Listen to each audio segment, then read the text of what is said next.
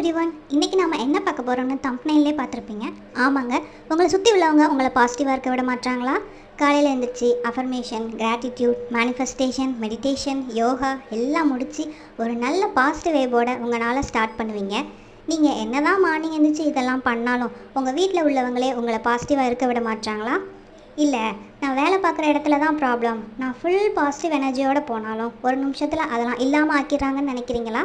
ஒரு விஷயம் நீங்கள் பண்ணலனோ அதனால தான் இவ்வளோ பெரிய ப்ராப்ளம் வந்ததுன்னு உங்களை ப்ளேம் பண்ணுறாங்களா? சின்ன விஷயத்தையும் பெருசாக எடுத்துக்கிட்டு உங்களை திட்டுறாங்களா? உங்களை யாருமே புரிஞ்சுக்கலன்னு நினைக்கிறீங்களா? அப்போ இந்த வீடியோ உங்களுக்காக தான். ஃபஸ்ட் நீங்கள் இந்த மாதிரி விஷயத்துக்கெல்லாம் டென்ஷன் ஆகாதீங்க, எமோஷ்னல் ஆகாதீங்க. உங்களை யாரோ ஏதோ சொல்கிறாங்கன்னா நம்ம என்ன பண்ணோம்னு யோசிங்க. உங்கள் மேலே தப்புனா அக்செப்ட் பண்ணிக்கிட்டு அதை சரி பண்ணிடுங்க. இல்லைன்னா அதை கண்டுக்காமல் விட்டுருங்க. அதை எப்படி கண்டுக்காமல் விடுறது? நம்மளை ஏதாவது சொன்னால் பதிலுக்கு நம்ம பேசினா தானே நமக்கு திருப்தியாக இருக்கும் அப்படின்னு சொல்கிறீங்களா? கரெக்டு தாங்க. ஆனால் என்னங்க பண்ணுறது, ஒரு சில இடங்களில் நம்ம அட்ஜஸ்ட் பண்ண வேண்டியது இருக்கே. வீடோ ஆஃபீஸோ எங்கே போனாலும் நம்மளை விட சீனியர்ஸும் இருப்பாங்க, ஜூனியர்ஸும் இருப்பாங்க. நம்மளை விட பெரியவங்களை நம்ம 2-3 வார்த்தை எக்ஸ்ட்ரா பேசுகிறப்போ நமக்கே ஒரு கில்ட்டி ஃபீல் வரும். ஏன்னா நம்ம யாரும் கெட்டவங்க இல்லை. பேச்சு வாக்கில் கோவத்தில் ஒரு சில வேர்ட்ஸை விட்டுறோம். அவங்களும் அதே மாதிரி பண்ணுறாங்க. அதனால் அதுக்கப்புறம் அவங்க என்ன பண்ணினாலும் நமக்கு தப்பாக தான் தெரியும். அவங்களுக்கும் நம்ம தப்பாக தான் தெரிகிறோம். ஸோ ஒரு நிமிஷம் யோசித்து அவங்க பேசுகிறப்போ நம்ம டென்ஷன் ஆகாமல், ஒரு வேளை டென்ஷன் ஆனாலும் நான் சொல்கிற இந்த மெத்தடை ஃபாலோ பண்ணி பாருங்கள். இது ஹீலர் பாஸ்கர் ஐயா சொன்ன மெத்தடு தாங்க. நம்ம சப்கான்ஷியஸ் மைண்ட் பற்றி உங்களுக்கு தெரிஞ்சிருந்தா இது உங்களுக்கு ரொம்பவே ஈஸியாக இருக்கும்.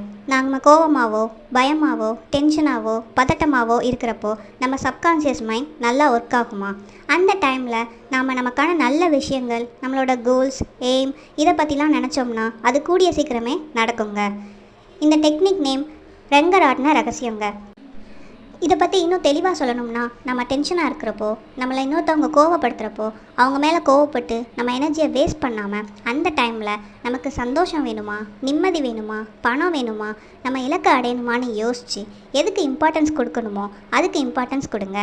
உதாரணத்துக்கு, நீங்கள் நிம்மதியாக இருக்க நினச்சா உங்களுக்கு கோபம் வரப்போ நான் நிம்மதியாக அமைதியாக இருக்கணும்னு கோபம் போகிற வர மனசுக்குள்ளேயே நினச்சிக்கோங்க. உங்களுக்கு கவர்மெண்ட் ஜாப் வேணும், கார் வேணும், வீடு வேணும், பெரிய கம்பெனியில் ஜாப் வேணும், இப்படி உங்களுக்கு என்ன இலக்கு இருந்தாலும் சரிங்க. உங்களுக்கு கோபம் வரப்போ, பயம் வரப்போ, பதட்டம் வரப்போ மனசார நினைங்க, கண்டிப்பாக நடக்கும். ரிப்பீட்டடாக இதை நீங்கள் பண்ணுறப்போ நீங்கள் கேட்டது உங்களுக்கு நிச்சயம் கிடைக்குங்க. பட் இதை நீங்கள் பாசிட்டிவ் வேர்டாக தாங்க சொல்லணும், அதுவும் ப்ரெசண்ட்டில் சொல்லணும். நான் ஆசைப்பட்ட ஜாபில் இருக்கேன், நான் நினச்ச மாதிரி சேலரி வாங்கிக்கிட்டு இருக்கேன், நான் ரொம்ப நிம்மதியாக இருக்கேன்னு ரிப்பீட்டடாக ப்ரெசண்ட்டில் சொல்லுங்கள். இந்த ரெங்கராட்ன ரகசியத்தை பற்றி இன்னும் நிறையா விஷயம் சொல்லியிருப்பாங்கங்க. நம்ம டாப்பிக்கு இது போதுங்க. உங்கள் டெய்லி ரொட்டீனில் இதையும் சேர்த்துக்கோங்க. உங்கள் லைஃப் கண்டிப்பாக மாறும்.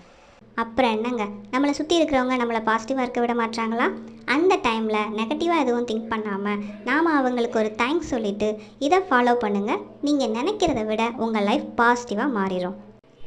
இந்த மெத்தட் உங்களுக்கு பிடிச்சிருந்தா நம்ம ஸ்டே சூப்பர் சேனலை சப்ஸ்கிரைப் பண்ணுங்கள். அடுத்து இன்னும் ஒரு சூப்பர் வீடியோவில் உங்களை சந்திக்கிறேன். நன்றி, வணக்கம்.